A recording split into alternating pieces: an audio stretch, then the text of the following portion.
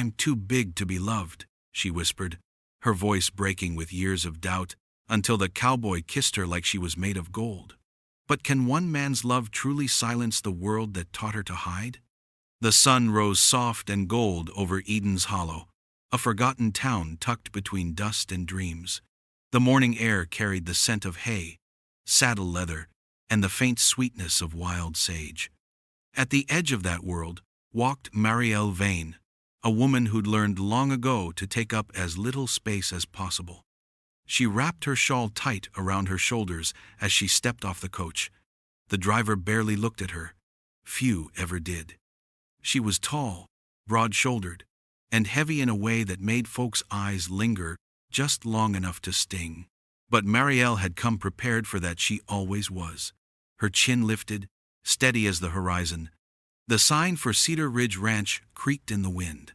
This was where the ad had said, "Help wanted, cook and hand for modest wages, honest folk only." Marielle didn't know if she was honest anymore, but she was desperate. The ranch house loomed ahead, worn but proud, surrounded by fields that shimmered like gold dust under the early light. Horses grazed lazily. A single man stood near the corral, tall and broad, his hat tipped low over his eyes. Marielle cleared her throat. "Sir? I'm here for work." The man looked up slowly. His name was Colt Harland, and everything about him looked carved by the land: his jaw, his silence, even the sadness behind his blue-gray eyes. He didn't speak at first, just studied her, not in the cruel way most did, but like he was weighing her strength. "You cook?" he finally asked. "I do," she said, steady. "And I work hard. I don't eat more than my share, if that's what you're askin'." Colt's mouth curved, the faintest trace of a smile. "Didn't ask that." The silence between them stretched. Marielle felt her face flush. "You still hirin', or should I be on my way?" He nodded toward the porch. "You'll stay in the bunkhouse. Supper at sundown. Hope you can stand quiet company." "I can stand worse," she said softly. Colt turned back to the corral, and Marielle walked past him, her boots crunching gravel. For the first time in a long while, she felt something stir in her chest, a faint hum, like the start of courage. Inside, the kitchen was small but clean, and a worn Bible lay open on the table beside a chipped mug.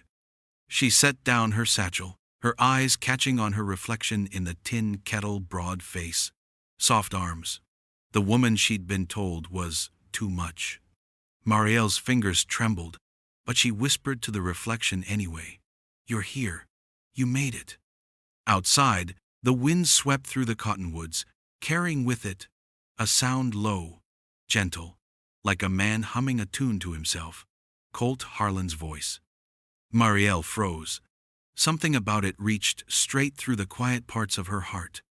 If you've ever believed you weren't meant to be loved, wait till you see what happens when someone finally does. Morning light slid through the barn slats, striping the floor in gold and dust. Marielle stood there, with her sleeves rolled up, stirring a pot of oats on the wood stove. Her breath made tiny clouds in the chill, but her hands worked fast and sure. She'd been up before dawn, cleaning, tending, cooking, doing the things that kept her too busy to think. Outside, the rhythmic creak of the corral gate told her Colt Harland was already working. She'd caught glimpses of him since her arrival, never speaking much, never watching long, but always aware. There was something steady about him, something that made the air around him feel anchored. She ladled the oats into a tin bowl, set it on the porch railing, and called out, "Breakfast's ready, Mr. Harland." He came up slowly, brushing straw from his shirt. His eyes met hers briefly before sliding away. "You didn't have to do that." "I was hired to cook," she said. "Seems a good start." He nodded once, silent again. The man could probably go a whole day without saying 10 words, she thought. Still, there was no judgment in his eyes, no flicker of the usual pity or mockery she'd grown used to, just that quiet, steady look that made her want to stand taller. As he ate, she went about sweeping the porch. The sound of the broom filled the stillness between them. After a long pause, Colt spoke, voice low like gravel warmed by the Sunday. "Where'd you come from, Miss Vane?" "Everywhere and nowhere," she said, forcing a small smile. "Worked in the rail kitchens for a spell, then the freight camps. Figured I'd try staying put this time." He studied her again, slower this time. "Most folks don't choose Cedar Ridge to start over. Most folks ain't me." Something in that answer made his mouth twitch. Not quite a smile, but close. He tipped his hat slightly. Fair enough. As the day wore on, Marielle found herself learning the rhythm of the ranch, the creak of leather, the stamp of hooves, the whistle Colt used to call the horses in. By afternoon, she was kneading bread on the table, sleeves dusted white. Colt walked past the window once, glanced in, then paused just a heartbeat too long before moving on. That night, after supper, Marielle sat on the porch steps watching the stars. The night was so wide it made her chest ache. She could hear Colt inside, the slow tread of his boots on the wooden floor. When he finally stepped outside, he leaned against the post beside her, quiet as always. They sat without speaking, listening to the night hum. Then he said, almost to himself, "The world's quieter when you stop listening to the wrong voices." Marielle looked down at her hands, rough and flour-stained. "Maybe," she murmured, "but sometimes it's hard to tell which voice is yours." Colt didn't reply, but when she looked up, his gaze held hers steady, unflinching and kind. For the first time in years, Marielle didn't feel invisible. The third dawn came warm and rosy over Cedar Ridge Ranch, spreading a blush of color across the fields. Marielle stood by the fence, apron fluttering in the early wind. She'd never stayed anywhere long enough to know what routine felt like, but now she did. The clatter of the milk pail, the scent of hay, the low hum of the horses, all of it formed a rhythm she was starting to belong to. Colt Harland was already out with the herd, his silhouette a strong cut against the Sunday. He moved with that same quiet grace, no wasted motion, no raised voice, just steadiness. Watching him from a distance, Marielle couldn't help but feel that he carried his own sort of heaviness, though he hid it better than most. She was hauling the milk pail toward the porch when his voice called out, "You don't have to do all that yourself."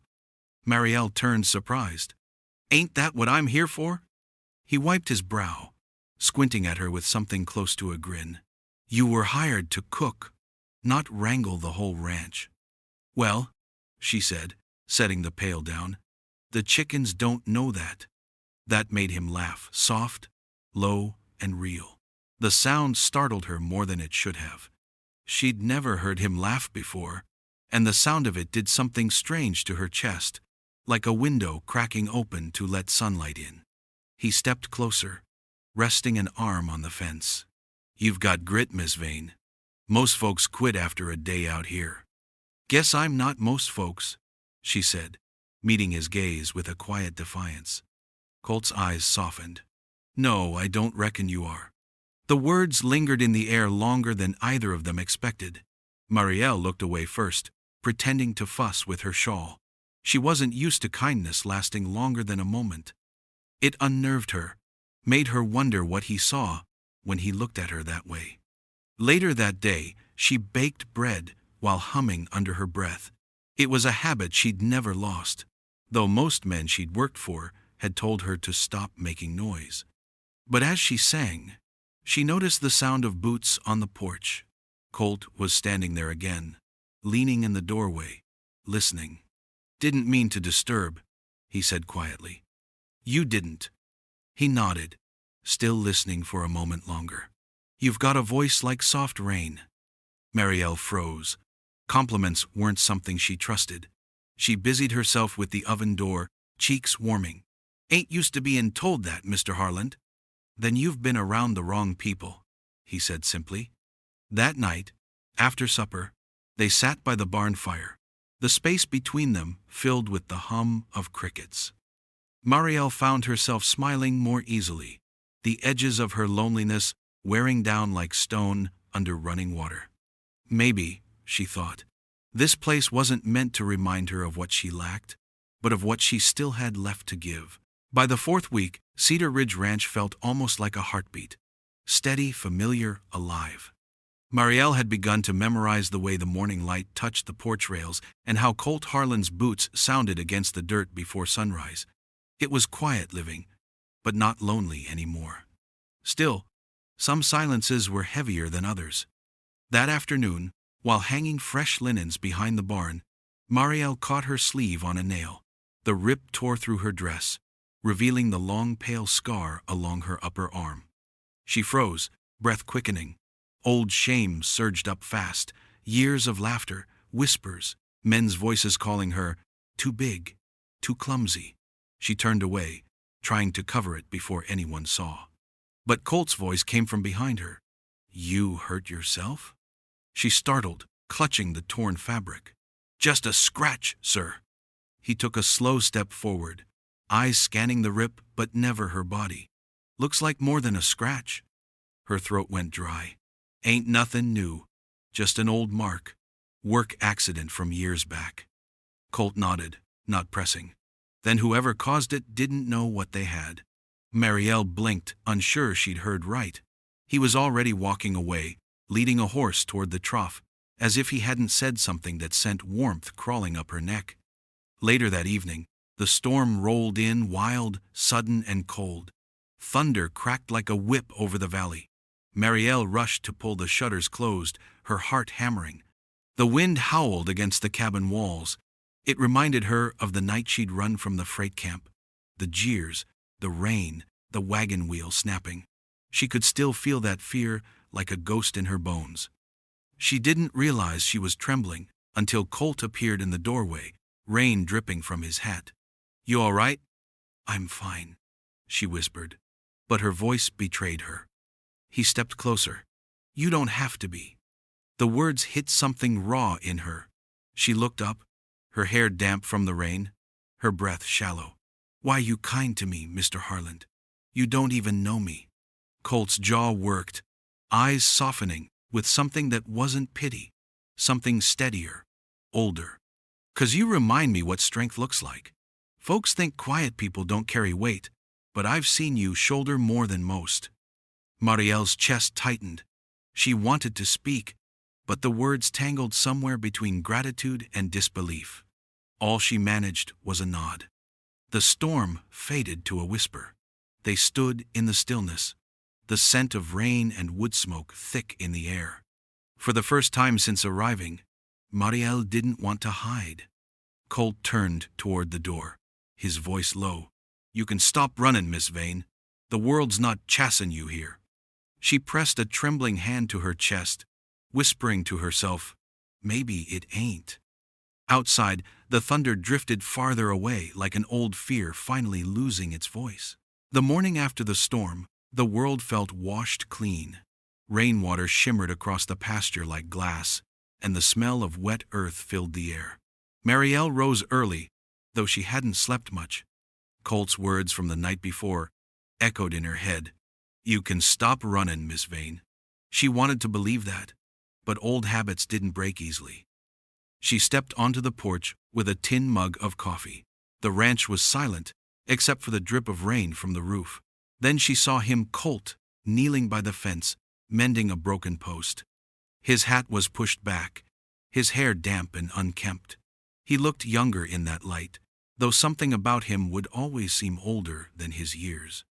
Marielle walked toward him, careful not to startle the horses. Fence took a beating last night, she said. He looked up briefly. Storm'll do that. I can help, she offered. You have already done enough. She hesitated, then crouched beside him anyway, grabbing another rail. Don't tell me where I belong, Mr. Harland. I'm useful, not fragile. That earned her a look steady, assessing, almost proud. Didn't say you weren't. They worked in silence for a while, the sound of hammer against wood filling the morning.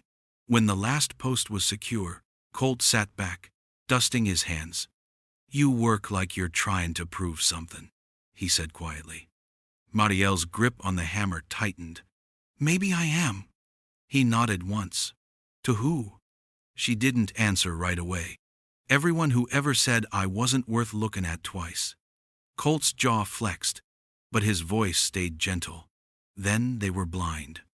Marielle froze.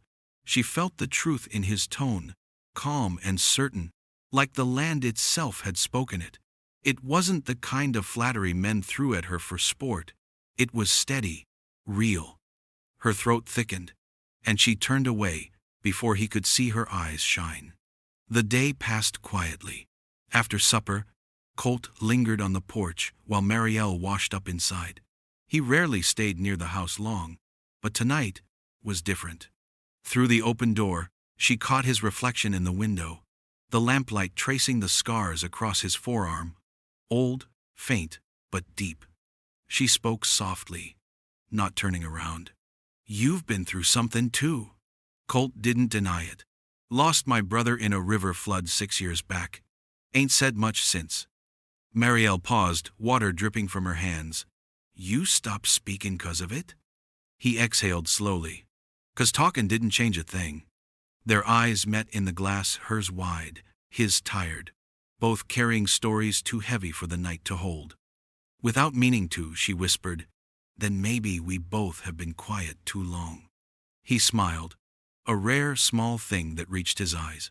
"Reckon maybe we have." The world outside went still again, but inside that quiet, something began to move, a fragile trust, small but real, finally taking root. The wind came howling down from the ridge that evening, carrying a bite of cold that cut through the valley. Marielle stood on the porch, her shawl pulled tight, watching the horizon flicker with lightning far off.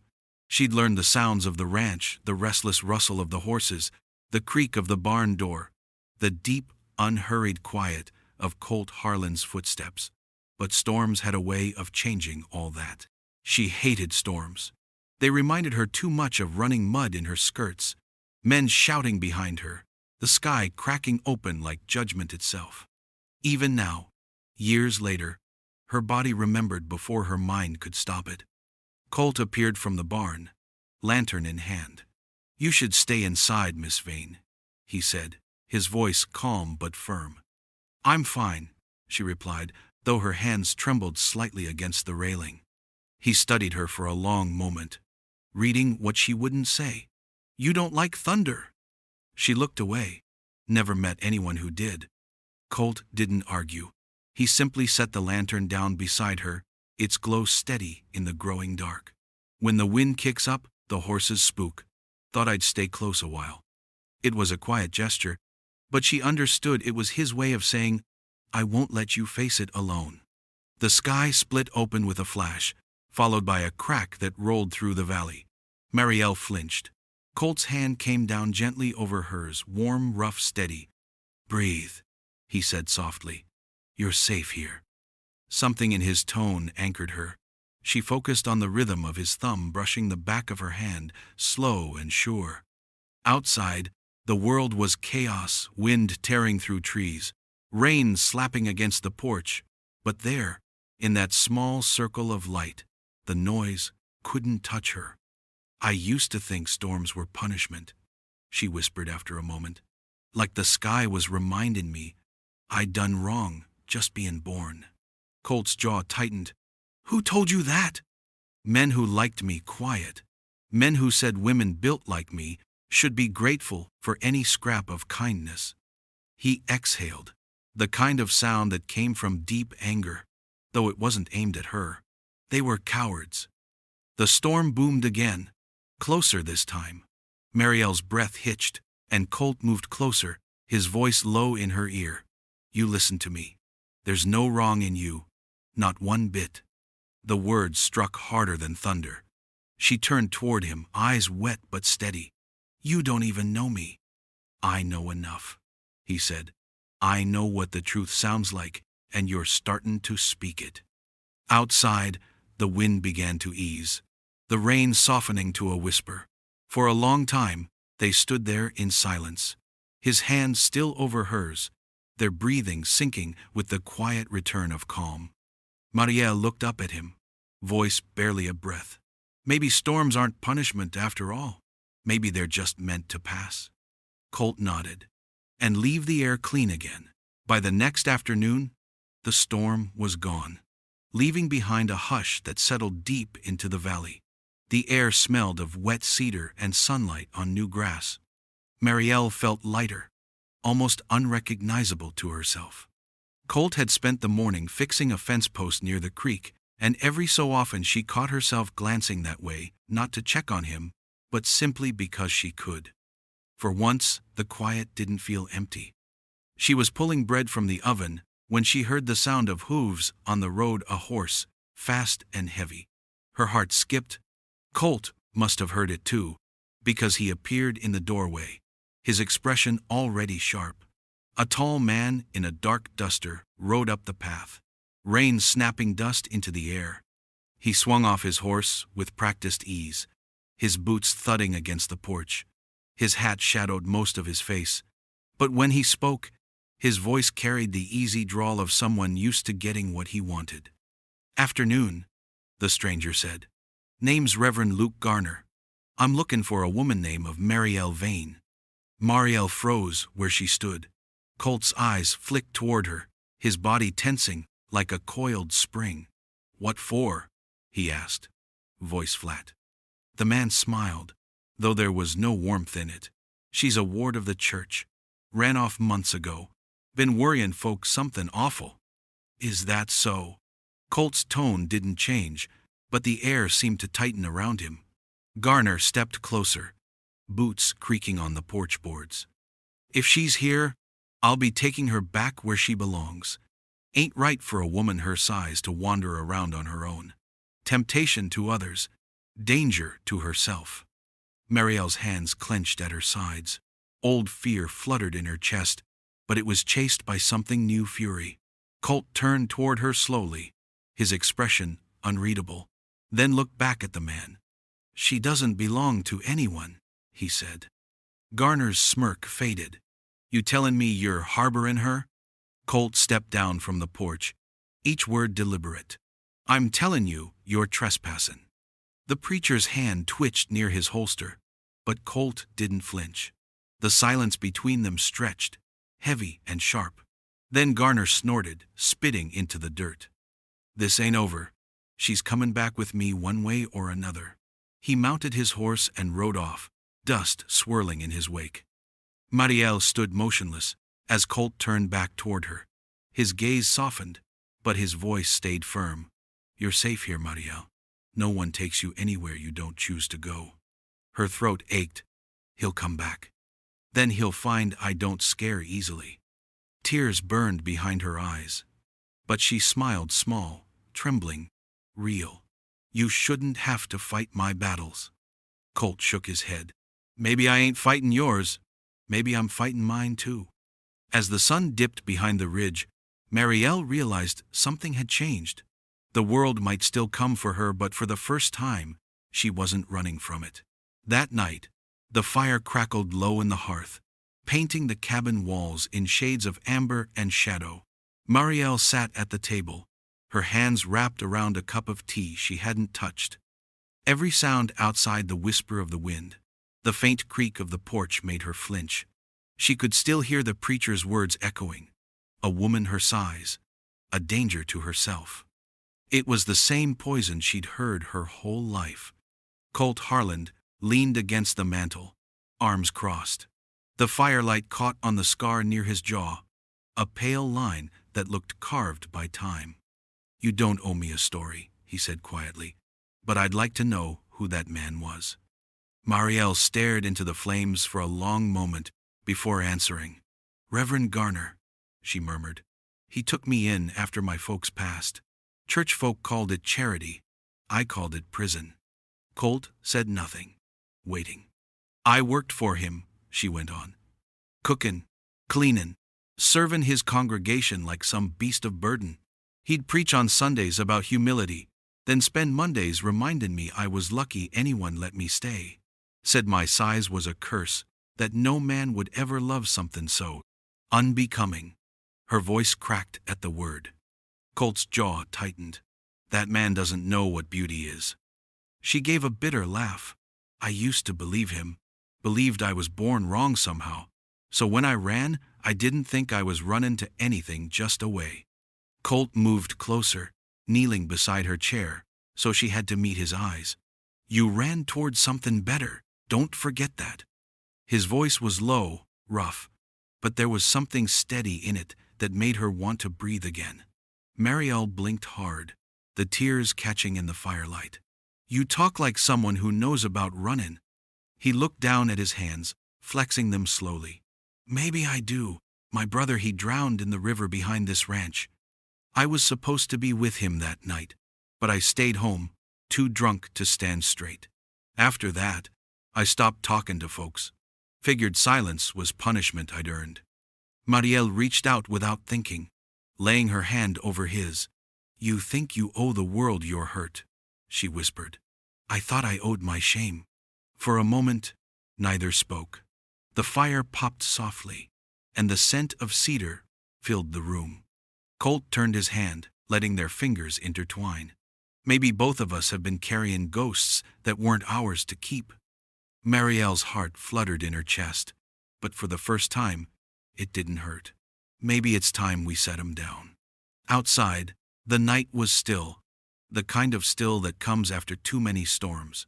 Inside, the two of them sat side by side, shadows flickering across their faces not as broken things, but as people beginning to mend. By morning, the calm had vanished.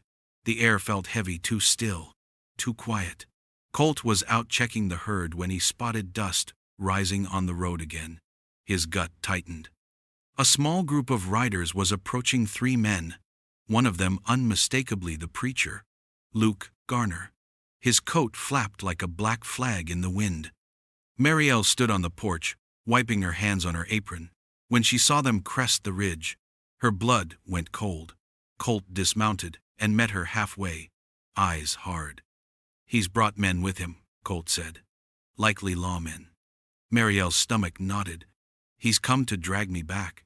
Colt shook his head. Not if I've got breath left in me. Within minutes, the riders pulled up near the gate. Garner swung down first, flanked by 2 deputies.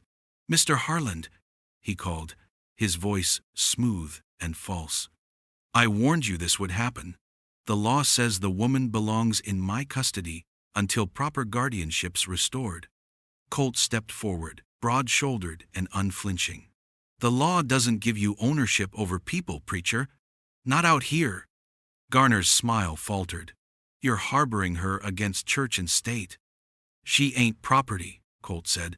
She's free. That's all there is to it. The deputies exchanged uncertain looks. Garner's face twisted with anger.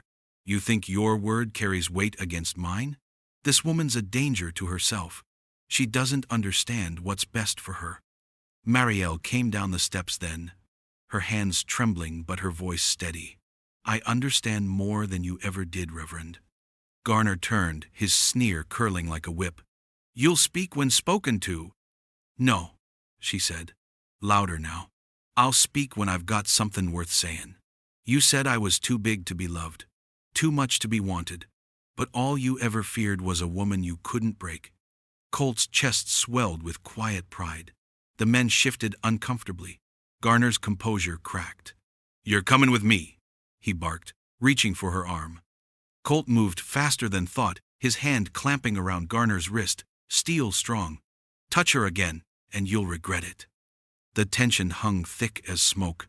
The deputies looked between them, unsure. One finally cleared his throat. Preacher, I don't see cause to take her if she ain't accused of wrongdoings. She's safe here. Garner's face reddened. You fools, he spat, jerking free. You'll answer for this. He stormed off toward his horse, fury burning in his eyes. Within moments, the riders were gone, the sound of hooves fading into the valley. Marielle stood frozen, her heart hammering. Colt turned to her, his voice low. You stood your ground. Tears slipped down her cheeks, but her smile was fierce. I didn't run. He reached out, brushing his thumb gently across her jaw. No, ma'am, you didn't. And I ain't letting anyone make you small again. For the first time in her life, Marielle felt the weight she'd carried lift, not because someone saved her, but because she'd finally saved herself. Spring came soft and golden to Cedar Ridge. The grass grew thick again, the air filled with birdsong, and the earth smelled of second chances. Marielle Vane stood by the fence at sunrise, her skirts brushing wildflowers that hadn't bloomed in years. The past few months had changed everything: the ranch, Colt, and most of all, herself. The preacher never came back. Word had spread through Eden's Hollow that his holy authority had been stripped by the town council once his cruelty caught light. Folks whispered about it in the general store. But they whispered about something else too: the woman at Cedar Ridge, who stood taller than shame and twice as strong as fear. Colt walked up beside her now, the brim of his hat shading his eyes. He carried 2 mugs of coffee, steam curling into the morning air. "Town's talkin'," he said. Marielle smiled softly. "They always do. 'Cept this time," he said, handing her a mug. "They're talkin' proud." She sipped the coffee, the warmth seeping into her hands. "Never thought I'd see the day I didn't mind being seen." Colt's voice turned gentle. "Ain't nothing wrong with being seen when someone looks at you right." She met his gaze then, and there was no hesitation left in her. "You looked at me that way long before I knew how to look back." He chuckled low, the sound rich and familiar. "Guess I just saw what was already there." The ranch bustled quietly behind them. A few hands had come to work for Colt again, young men eager to learn the land. They nodded respectfully to Marielle when they passed, not with pity, but with the kind of regard one gives to someone who belongs. She'd rebuilt the kitchen, started a small garden, and even taught the neighbor children to bake biscuits on Sundays. One afternoon, the town held a spring gathering down by the river. Colt insisted she go, and for the first time in her life, Marielle didn't hide in the back. She wore a new blue dress she'd sewn herself, simple, but it fit her the way courage did, honest and proud. When she stepped off the wagon, the chatter quieted for a heartbeat, then started again with laughter and warmth. Someone asked her to sing just one song. Her voice wavered at first, but then it found its place, deep and golden as honey in sunlight. The river carried it, soft and sure, across the crowd. Colt stood at the edge of the water, his hat in his hands, eyes never leaving her. When the last note faded, he joined her, taking her hand before everyone. "You sang the truth," he said simply. "And what truth's that?" she asked, smiling. "That you were never too big to be loved," he answered. "Only too precious for small hearts." Tears slipped down her cheeks, but this time they came easy. "Guess I finally learned what it means to belong somewhere." Colt lifted her hand and kissed it, slow and reverent. "You are somewhere, Marielle. You're home." The wind picked up through the cottonwoods, carrying her song, again not as sorrow, but as promise. The ranch, the land, and the man beside her, all of it seemed to breathe the same quiet truth. If you've ever doubted your own worth, remember, love's not about how much space you take. It's about how much heart you give.